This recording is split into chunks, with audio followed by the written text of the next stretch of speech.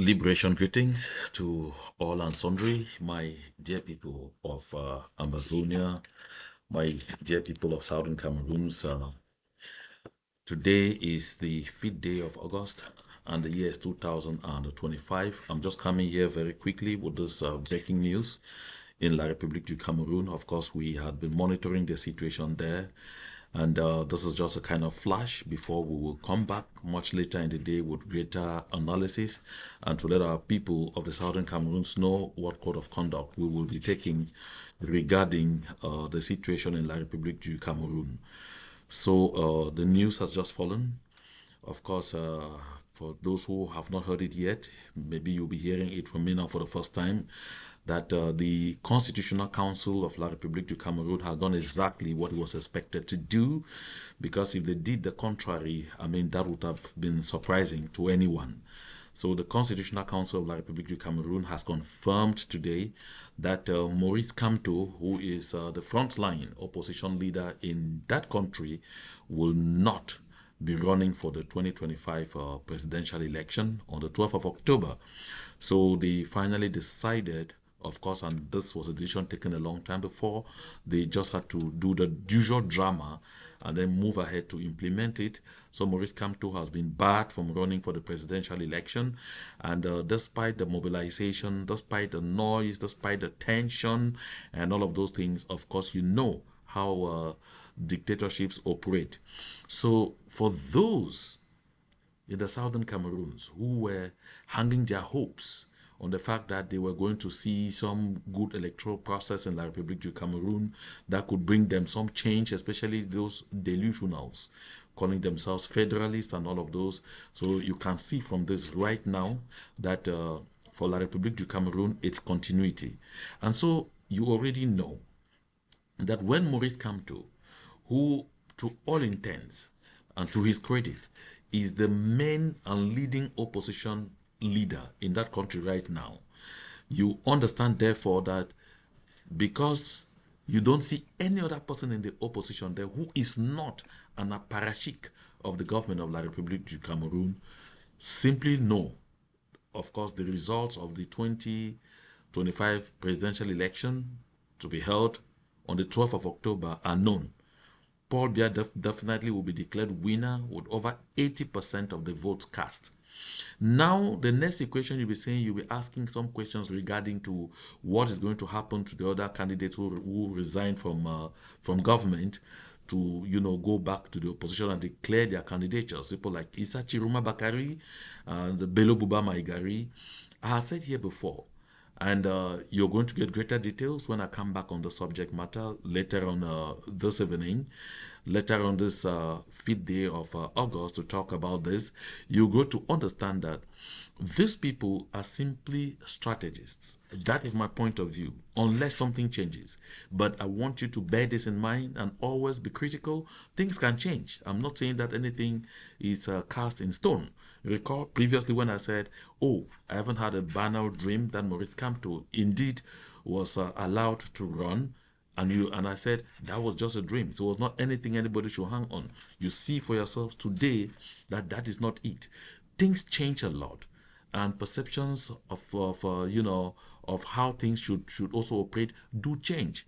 So right now, Maurice Kamto is not candidate, and Issa Chiruma Bakari and Bello Buba Maigari, knowing that the arrangement they had formally, the formal arrangement with the CPDM government was done with Paul Biya. Their deals were with Paul Biya. And so Paul Biya alone knew the terms of their deals. And now Paul Biya is not functioning anymore. Paul Biya is no longer in the picture.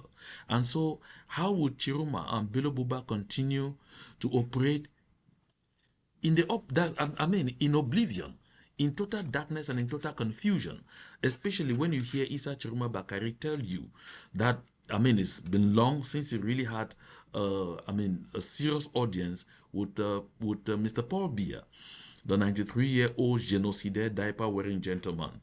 So you understand, therefore, that for Bello Buba Maigari and Issa Chiruma Bakari, the intention was to reposition themselves as a threat, become once more lethal, and so that they will remain stakeholders. They will not be in the menu. Because right now, when you look at it, they are stakeholders. They are not in the menu. And so what is going to happen? The Ngongo clan will be forced now to reopen negotiations with Isa Chiroma Bakari and Bello Buba Maigari, so that these individuals now will have the opportunity to renegotiate their deals, renegotiate the terms of their deals with the actual people in power, not with somebody who is not seen, not with somebody that they cannot feel and touch, not with someone. So they want to live the realities of the time. So now they will definitely go into total renegotiations. And so don't be surprised if in the days ahead, you find them come around and tell you, after all is said and done, they have come back to the consideration that they still need to work with Paul Biya. They have finally had the opportunity to talk with him, and they have had reassurances from him that, he is ready to allow them a freer hand to effect change. So you should trust them once more in that light. Don't be surprised to find that. And for people like Joshua Osi, of course, you know that Joshua Osi is not opposition anymore. Joshua Osi is, he is there as a gap filler to help the CPDM to say that, people from Southern Cameroon's extraction ran at the elections. The same thing with, the venerated Leonard Barrister Akeremona. This is something that we need to bear in mind. Tomaino Damjoya, the CDU has never won anything beyond the noon. They are usually generally confined to the noon. All those who went and sat around them, that they were going around to sit down to do whatsoever and come up with a unique candidature, of course, those are gesticulators. You notice that the people who know the game that they are playing did not even waste their time to travel to Fumban for that meeting. Bello Buba Maigari was not there. We'll talk about that later on in the next broadcast. Cabral Libi was not there, and Osi Joshua was not there. And for Cabral Libi is a Tanganji's boy. You know that there's every reason why Cabral Libi's candidature should have been rejected because of, his infighting with Conan. But then that has not happened. And Atanga Ponji has been very generous in making clear he is the one who negotiated Cabral Libi into the PCRN. So do you therefore see Cabral Libi as opposition? Because if Cabral Libi were opposition, you would have heard him raising complaints. You would have heard him saying this is absolutely not correct what was being done to Maurice Kamto. But you see that for a good lot of them in the opposition, they are not only opposing the CPDM, they are also opposition to Maurice Kamto. So you should understand exactly what that really is. So that country is not about to change. That country is not about to change. No, it will not.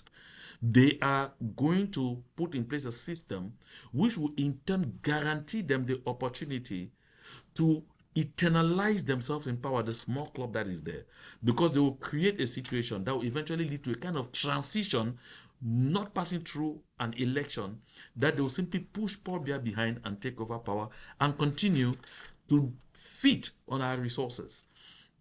My people of Ambazonia, my people of the Southern Cameroons, watch La République du Cameroon very carefully now. If the people had ever planned and were ever serious about standing up for what they believe in, this is the time. If you don't see them take to the streets, if you don't see the exercise of people power like never before seen in La République du Cameroon right now, if Kamto doesn't rise to the occasion and say enough is enough, this thing will never happen through the ballot box, only through the streets and through the bullet box. Know that it's finished. Know that the Paul Biya, that the Shantabia and the Ngongo clan have succeeded in their coup. This is something you must bear in mind. Never ever forget it, okay? This is something you must bear in mind. And so one thing that you should note is, if on the contrary, Maurice Kamto decides to do what happened in Senegal, okay, then he can decide to say, Akeremona, the last time you supported my candidature, and so for that reason, I'm going to throw the entire weight of the MRC and then the Manidem, those who are supporting Ekane and all of those, to push Akeremuna, and then thereafter we'll see this thing. Then they may give themselves some little glimmer of hope, although they still have to make sure that France agrees to that. So either ways, our noisy neighbors are not about to change. Either ways, our noisy neighbors have remained exactly who they are. Either ways, the people of the Southern Cameroon should bear in mind we have no future with La République du Cameroon. It is important for us to bear in mind that the time is now for us to continue to put everything in place to fight to make sure we obtain that which is ours, the freedom we are seeking. Our people overwhelmingly want freedom. And there are some very explosive revelations that I'm going to bring out in the broadcast later today.